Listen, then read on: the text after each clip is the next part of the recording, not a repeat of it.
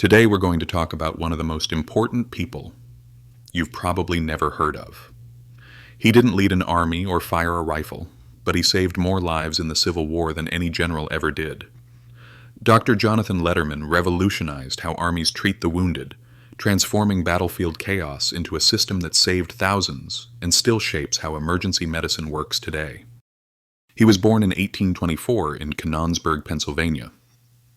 His father was a doctor, and Jonathan followed in his footsteps, graduating from Jefferson Medical College in 1849. He joined the U.S. Army as an assistant surgeon and spent over a decade working at remote posts, where he saw firsthand just how ill-prepared the Army was to treat casualties during combat or illness. Medicine in the mid-1800s was primitive. There were no antibiotics, no x-rays, and little understanding of infection. Yet even then, Letterman saw the need for order and preparation. When the Civil War erupted in 1861, the Union Army was completely unprepared for the scale of bloodshed. Medical care was disorganized, with wounded soldiers lying for days on the battlefield.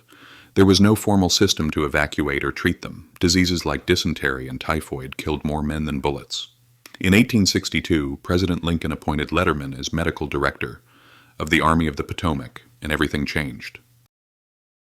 Letterman introduced a complete overhaul of battlefield medicine.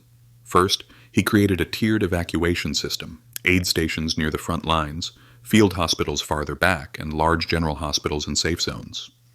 Then he established the first dedicated ambulance corps, trained crews whose only job was to retrieve the wounded. For the first time, stretcher bearers had medical training. Each regiment carried supplies. Records were kept. The system debuted at Antietam, America's bloodiest single day, and thanks to Letterman's plan, thousands who would have died were saved.